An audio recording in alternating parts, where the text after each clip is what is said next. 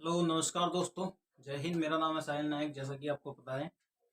तो हमने अब तक पिछली वीडियो में मैंने आपको बताया था कि भारत ने कब कब विदेशी लोगों को भारत में शरण दी थी। ऐसा 7 परिस्थितियों में हुआ था। पहला हुआ था 12वीं सदी में। दूसरा जो हुआ था वो हुआ था 1947 में, भारत पाकिस्तान के युद्ध में। और तीसरी बार जब हुआ था वो हुआ था, दलाई लामा ने शरण ली थी 1959 में। 1959 के बाद 1971 में, 1971 के बाद 1979, 79 के बाद में 80, 80 के बाद में 2015 में। ठीक है। तो 7 परिस्थितियां ऐसी बताई और एनआरसी के बारे में मैंने आपको बता दिया था। तो आज की इस वीडियो में बात करने वाले हैं मूल अधिकार के बारे में, यानी कि भाग 3। भाग 3 मूल अधिकार। मूल अधिकार इंग्लिश में कहा जाता है फंडामेंटल राइट।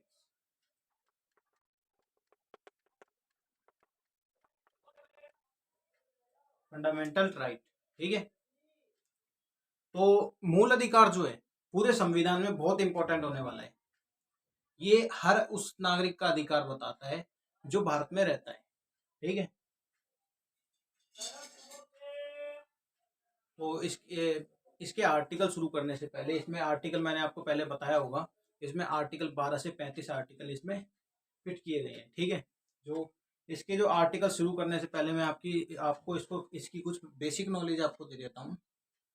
तो मूल अधिकार जो है ये अमेरिका के संविधान से लिए गए हैं। कहाँ से लिया गया है? अमेरिका से लिया गया है। मूल अधिकार अमेरिका से लिया गया है। ठीक है। और मूल अधिकार जो है ये एक नैसर्गिक अधिकार होता है। क्या होता है? नैसर्गिक अधिकार।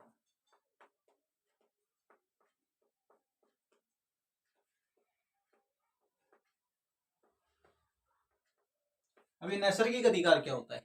नैसर्गिक अधिकार उसे कहा जाता है जो अधिकार हमें जन्म से ही मिल जाते हैं। उन्हीं अधिकारों को नैसर्गिक अधिकार कहा जाता है। ठीक है। तो जो हमारा मूल अधिकार जो है ये एक नैसर्गिक अधिकार है। ठीक है। और इसे फ्रेंच भाषा में मैग्ना कार्टा कहा जाता है। क्या कहा जाता है?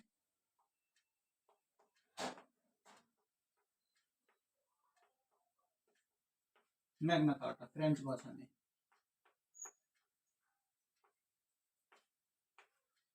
फ्रेंच भाषा में मूल अधिकार को मैग्ना कार्टा कहा जाता है। ठीक है। ये अमेरिका से लिया गया है। नैसर्गिक अधिकार है। नैसर्गिक अधिकार जो हमें बचपन से ही मिल जाते हैं। इसके अंतर्गत बहुत से अधिकार आ जाते हैं। जीवन जीने का अधिकार, समानता का अधिकार, स्वतंत्रता का अधिकार, विरोध करने का, बहुत जितने भी अधिकार हैं वो सारे नैसर्गिक अधिकार के ही उदाहरण। ठीक है। और ये मैं इसे फ्रेंच भाषा में मैग्ना कार्टा कहा जाता है। ठीक है। और इसकी जो रक्षा की जिम्मेवारी है, मूल अधिकार की रक्षा की जिम्मेवारी, वो है सुप्रीम कोर्ट और हाई कोर्ट की।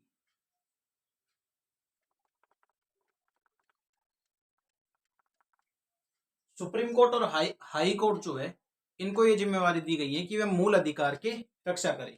भारत के जितने भी लोग हैं उन सभी लोगों के मूल अधिकार की रक्षा करें। ठीक है। ये जिम्मेवारी किसकी दी गई है? सुप्रीम कोर्ट और हाई कोर्ट की। ठीक है। तो ये सुप्रीम कोर्ट हाई कोर्ट शायद मैंने आपको पहले ही बताया था। जैसे एक पिरामिड बनाते हैं हम।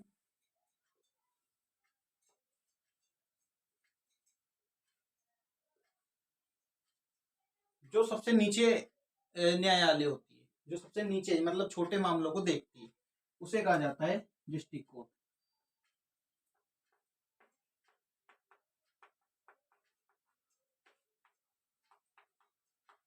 डिस्ट्रिक्ट कोर्ट ये छोटे मामलों को देखती है। ठीक है। जैसे किसी ने के बीच में लड़ाई हो गई, दंगे हो गए, ऐसे छोटे मोटे मामले ये देखती है डिस्ट्रिक्ट कोर्ट। ठीक है। और दूसरी आती है हाई कोर्ट।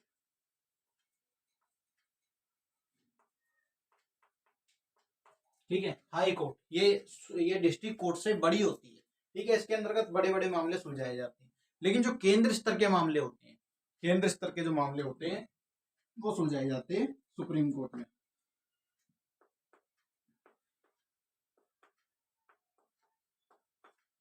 ठीक है। केंद्र स्तर के जो भी मामले हैं वो सारे सुलझाए जाते हैं सुप्रीम कोर्ट में। ठीक है। अब जैसे डिस्ट्रिक्ट कोर्ट में छोटे मामले, हाई कोर्ट में बड़े मामले और सुप्रीम कोर्ट में सबसे बड़े मामले सुलझाए जाते हैं। ठीक है। हालांकि ये दोनों मतलब समान ही माने जाते हैं। पूरे भारत में सुप्रीम कोर्ट जो है वो केवल एक ही जगह है, वो दिल्ली में है। लेकिन हाई कोर्ट जो है, हाई कोर्ट जो है वो हर राज्य में उपस्थित है और डिस्ट्रिक्ट कोर्ट जो है वो हर जिले में उपस्थित है। ठीक है, तो कुछ समस्याएं ऐसी होती हैं कि जैसे लोग जो अपराध हुआ है, मूल अधिकार का उल्लंघन हुआ है, वो हुआ है दक्षिण भारत की साइड, नीचे मान लिए तेलंगाना। ठीक है, तेलंगाना में हुआ है, लेकिन ये सुप्रीम कोर्ट जो है वो दिल्ली में है, तो फिर वहां से उसे आने में काफी टाइम लग जाएगा, वो नहीं आ पाएगा। तो फिर इसमें ऐसा अधिकार दिया गया है कि यदि सुप्रीम कोर्ट वह नहीं आ पाता तो वो सुप्रीम कोर्ट की जो पावर है वो हाई कोर्ट में भी उसका फायदा उठा सकता है। ठीक है, ये अधिकार भी हमें हमारे संविधान ने दिया हुआ है, तो आप इसे देख सकते हैं। Supreme court, high court, district court. ठीक है, हमारे जो रक्षा, हमारे मूल अधिकार की रक्षा के मामले में जो बात कही गई है, रक्षा की जिम्मेवारी किसकी है? हमारे मूल अधिकार की सुप्रीम कोर्ट और हाई कोर्ट की यह जिम्मेदारी है कि वे हमारे हर भारत के हर नागरिक के मूल अधिकार की रक्षा करें। ठीक है,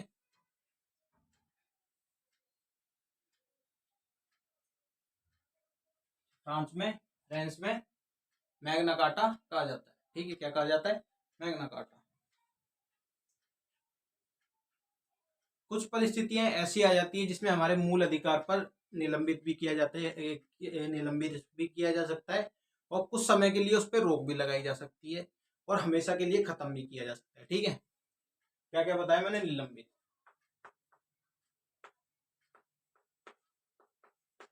निलंबित का मतलब होता है कि कुछ समय के लिए रोकना। ठीक है, निलंबित का मतलब होता है कुछ समय के लिए रोकना। तो हमारा मूल अधिकार जो है निलंबित जो है वो राष्ट्रपति द्वारा किया जा सकता है। राष्ट्रपति द्वारा हमारे मूल अधिकार को निलंबित किया जा सकता है, यानी कि कुछ समय के लिए हमारे मूल अधिकार पर प्रतिबंध लगाया जा सकता है, लेकिन केवल कुछ समय के लिए, हमेशा के लिए नहीं। लेकिन अगर हमेशा के लिए रोकना हो किसी भी मूल अधिकार को, परेशानी के चलते यदि हमेशा के लिए रोकना हो, तो वह संसद द्वारा रोका जाएगा।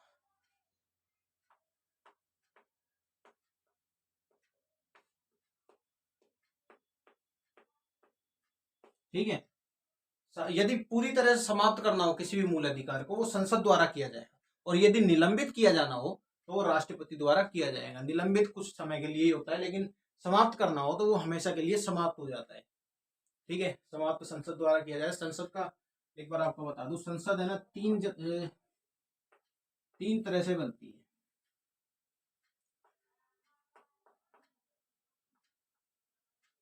लोकसभा,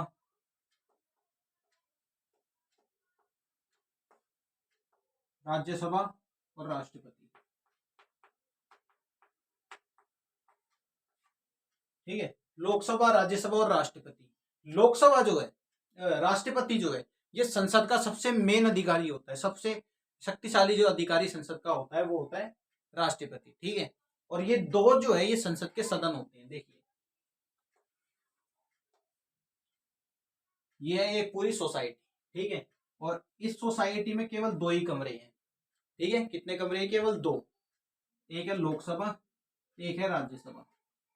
ठीक है, और ये दोनों कमरों का जो सबसे बड़ा अधिकारी है वो है राष्ट्रपति।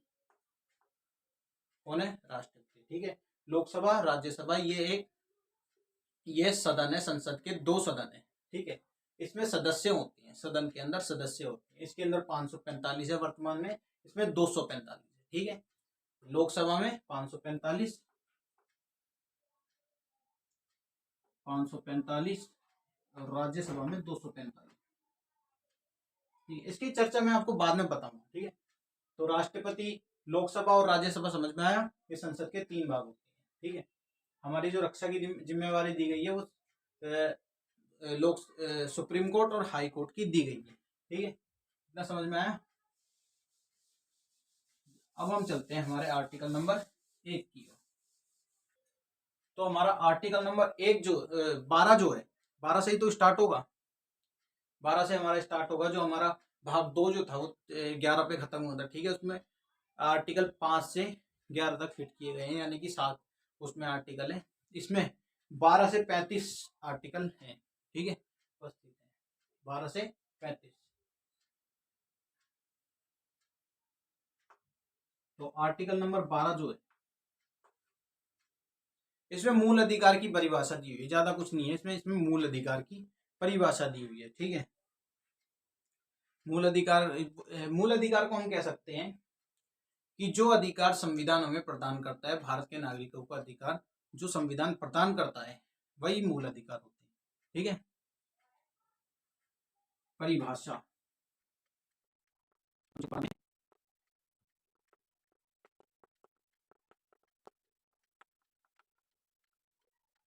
ठीक है। अनुच्छेद 12 में जो है मूल अधिकार की परिभाषा दी हुई है। मूल अधिकार किसे कहा जाता है?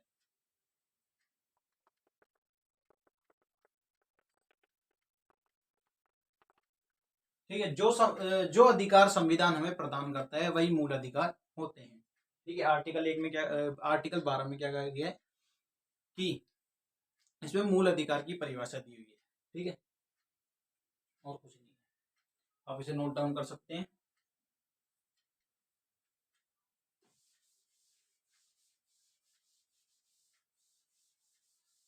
तो आर्टिकल नंबर 13 पे चलते हैं। इसमें कहा गया है अल्पीकरण,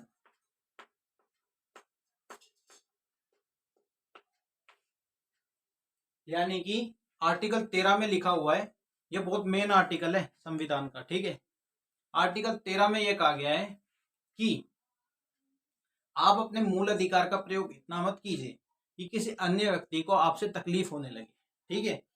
अगर ऐसा होता है तो यदि किसी मूल अधिकार से आपको कोई तकलीफ, किसी अन्य व्यक्ति को तकलीफ होती है जो भारी पड़ने लगता है मूल अधिकार, तो उसे संसद समाप्त भी कर सकती है। जैसा कि मैंने आपको अभी बताया था कि संविधान किसी भी परेशानी के चलते, संसद किसी भी परेशानी के चलते किसी भी मूल अधिकार को पूर्ण रूप से समाप्त कर सकती है, लेकिन निलंबित यदि करना हो तो वो राष्ट्रपति द्वारा किया जाता है। लेकिन यहाँ पे समाप्त की बात की है, ठीक है।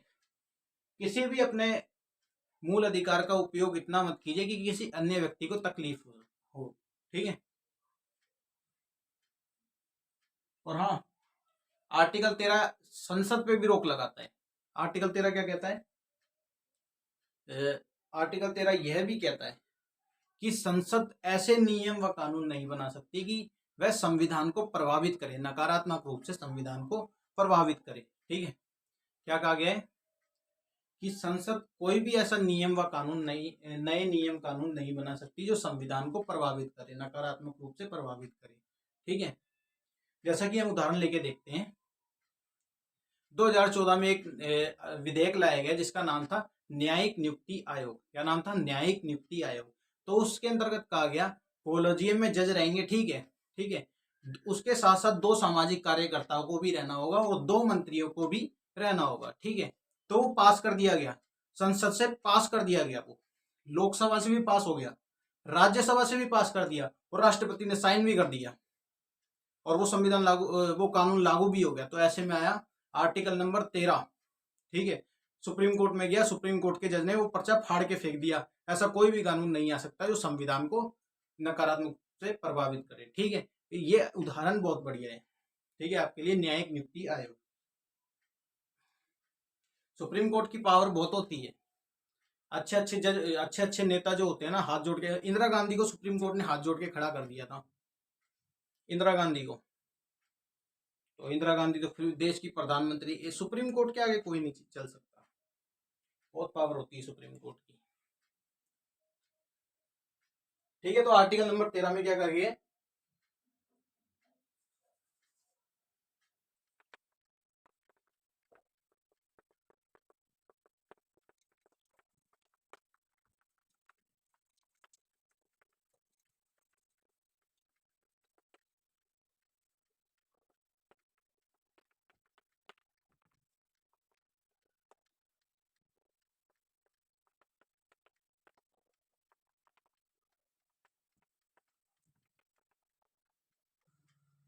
ठीक है।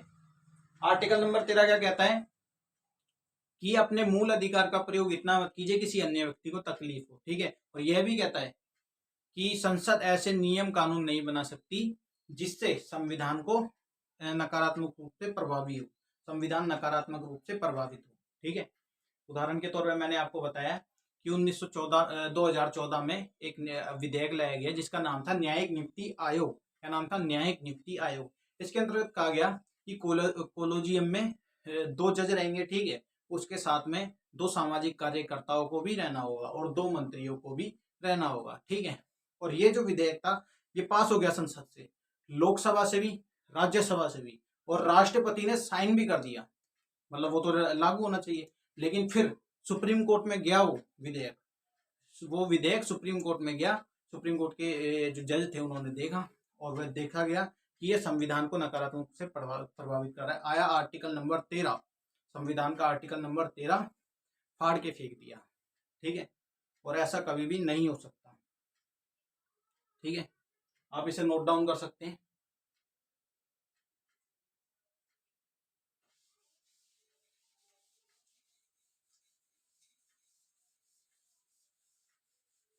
तो आर्टिकल नंबर 14 में कहा गया है विधि के समक्ष समानता।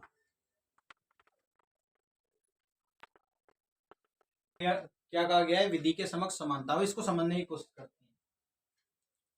कानून के आगे हर व्यक्ति समान होगा, ठीक है, और कानून हर व्यक्ति के मूल अधिकार की रक्षा समान रूप से करेगा। यही आर्टिकल नंबर 14 में कहा गया है। क्या कहा गया है?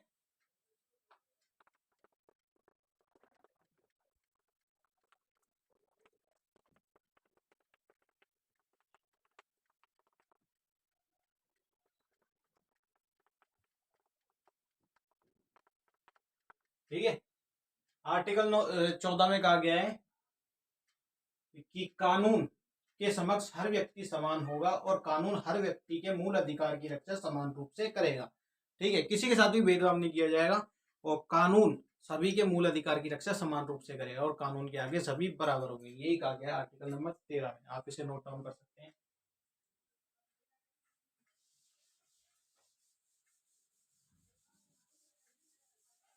अब आर्टिकल नंबर 15 को देखते हैं।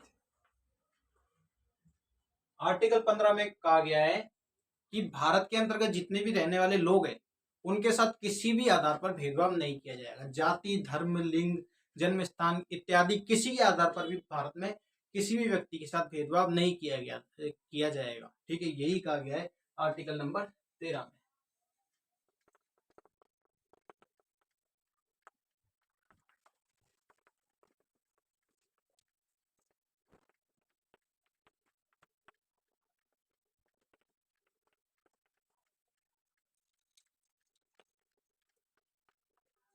ठीक है, आर्टिकल नंबर 15 में क्या कहा गया है कि भारत में जाति, धर्म, लिंग व जन्म स्थान इत्यादि के आधार पर किसी के साथ भी भेदभाव नहीं किया जाएगा। यही आर्टिकल नंबर 13 में कहा गया है। आप इसे नोट डाउन कर सकते हैं।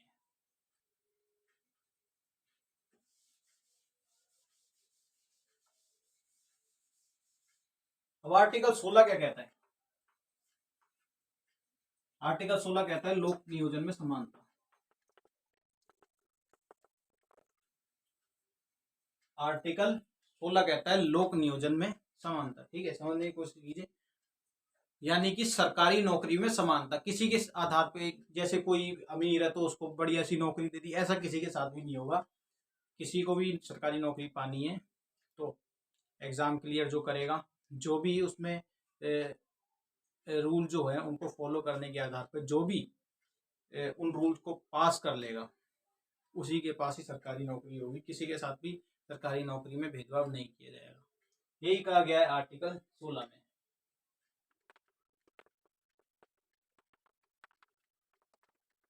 ठीक है। में कहा गया है कि सरकारी नौकरी में समानता। आर्टिकल 16 में कहा गया है कि सरकारी नौकरी में समानता, ठीक है। जैसे कई बार होता क्या है, जो ऊंची जाति के होते थे पहले उनको बढ़िया सी नौकरी मिल जाती थी, और जो नीची जाति के लोग होते थे उन्हें नौकरी नहीं मिलती थी। तो ये बहुत बार देखने को मिला है, इसलिए आर्टिकल नंबर 16 में ये कहा गया है लोक नियोजन में समानता, ठीक है। सरकारी नौकरी में सबके साथ समान रूप से नियुक्त किया जाएगा, ठीक है। आप इसे नोट डाउन कर सकते हैं। तो आर्टिकल 17 की ओर बढ़ते हैं। इसमें कहा गया है अस्पृश्यता, इंग्लिश में कहा जाता है अनटचेबिलिटी।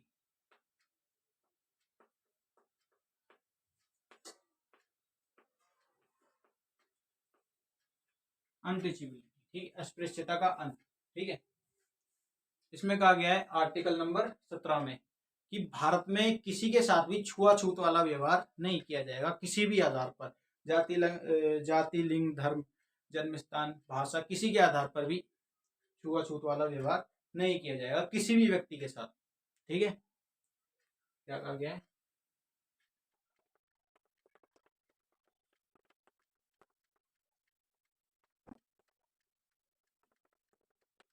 ठीक है, भारत में किसी के साथ भी छुआछूत वाला व्यवहार नहीं किया जाए। पहले के टाइम पे ये बहुत हुआ करता था, 20वीं शताब्दी, अब तक होता है गाँवों में, गाँव वाले एरिया में आज भी ये व्यवहार देखने को हमें मिल जाता है, छुआछूत वाला व्यवहार। कहते हैं कि जो ऊंची जाति वाले लोग हैं उनके बगल में खाट पे जो नीची जाति के लोग हैं वो बैठ नहीं सकते, और यदि कोई बैठ गया तो उस पे उसके लिए गुनाह हो जाएगा बहुत बड़ा। ठीक है, अगर कोई करता है जैसे छुआछूत वाला व्यवहार करता है तो आप डायरेक्ट उसके खिलाफ क्या जा सकते हैं, सुप्रीम कोर्ट जा सकते हैं, लेकिन आपके पास सबूत होने चाहिए। ठीक है, यदि आपके साथ कोई भी छुआछूत वाला या जाति धर्म मूल अधिकार में जो भी आपका उल्लंघन होता है तो आप डायरेक्ट उसके लिए सुप्रीम कोर्ट जा सकते हैं, हाई कोर्ट जा सकते हैं, डिस्ट्रिक्ट कोर्ट जा सकते हैं। ठीक है, मूल अधिकार की रक्षा क्या कहा गया है, रक्षा कौन करेगा, सुप्रीम कोर्ट और हाई कोर्ट। ठीक है, आप इसे नोट डाउन कर सकते हैं।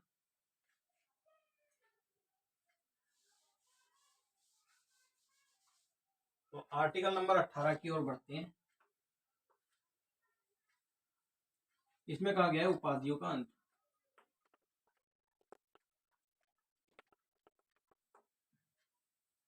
उपाधियों का अंत यानी कि पहले जमाने में क्या होता था, जैसे आप मान के चलिए राजा महाराजा क्या होते थे, जो भी व्यक्ति उन्हें पसंद आता था उनके सगे संबंधी में उन्हें कुछ उपाधियां दे दिया करते थे। जैसे किसी को मंत्री बनाए, किसी को सेना मंत्री, ऐसे कई बहुत सारी उपाधियां, ऐसे जो भी व्यक्ति उन्हें पसंद करता था जो भी व्यक्ति राजा को अच्छा लगता था उसे वो उपाधि दे दिया करते थे अपनी मनमर्जी से। ठीक है, लेकिन आर्टिकल नंबर 18 में क्या कहा गया है, उपाधियों का अंत यानी कि पदों पे नियुक्ति की जाएगी। ठीक है, पदों पर नियुक्ति की जाएगी और ये सारी नियुक्तियां जो होगी वो योग्यता के हिसाब से ही होगी, आपसे योग्यता मांगी जाएगी, आपको कुछ विधि दी जाएगी, उसी विधि के आधार पर आपको वो पद प्राप्त होगा, ऐसे हर किसी को नहीं मिल सकता। जैसे मान लीजिए आपको कोई सरकारी नौकरी लेनी है, IAS ऑफिसर बनना है, IPS ऑफिसर बनना है, तो उसके लिए आपको पहले प्रीलिम्स निकालना पड़ेगा, मेंस निकालना पड़ेगा, फिर उसके बाद इंटरव्यू होगा, इंटरव्यू के बाद भी ट्रेनिंग होगी। ठीक है, कई लोग हो जो है ट्रेनिंग में ही हार मान जाते हैं। ठीक है, ट्रेनिंग के बाद आपको अधिकारी बनाया जाएगा यानी कि आपको पद पे नियुक्ति जब मिलेगी। ठीक है,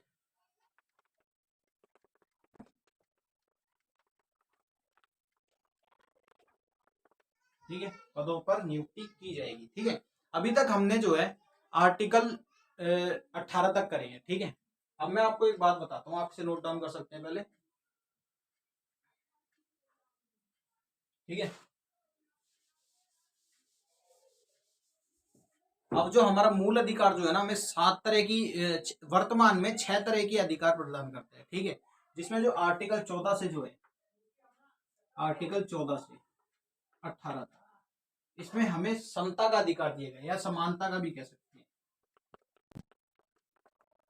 ठीक है, आर्टिकल नंबर 14 से 18 तक हमें समानता का अधिकार दिया गया है, यानी कि हम आर्टिकल 14 के अंतर्गत देखते हैं, इसके अंतर्गत क्या कहा गया है, कानून सबकी रक्षा समान रूप से, विधि के समक्ष समानता। ठीक है, आर्टिकल 14 में कहा गया है। और आर्टिकल 15 में जाति, धर्म, लिंग किसी के आधार पर किसी व्यक्ति के साथ भेदभाव नहीं किया जाएगा। आर्टिकल 16 में कहा गया है विधि के समक्ष लोक नियोजन में समानता यानी सरकारी नौकरी में समानता। 17 में अस्पृश्यता का अंत यानी किसी के साथ भी भेदभाव नहीं किया जाएगा, छुआछूत वाला व्यवहार नहीं किया जाएगा। यदि कोई करता मिलता है तो आप उसके खिलाफ direct supreme court, high court जा सकते हैं। आर्टिकल 18 में क्या कहा गया है कि पदों पर नियुक्ति नहीं की जाएगी, सभी लोगों की समान रूप से विधि के आधार पर नियुक्ति की जाएगी। जैसे कोई भी रूल होता है, उस आप किसी भी सरकारी नौकरी का कुछ रूल होता है, उस बनने के लिए आपको वो सारे रूल फॉलो करने पड़ेंगे, तभी आप बन सकते हैं। ठीक है, तो आज की इस वीडियो में हमने बहुत कुछ देख लिया। आज की इस वीडियो में बस इतना ही, मिलते हैं। जय हिंद।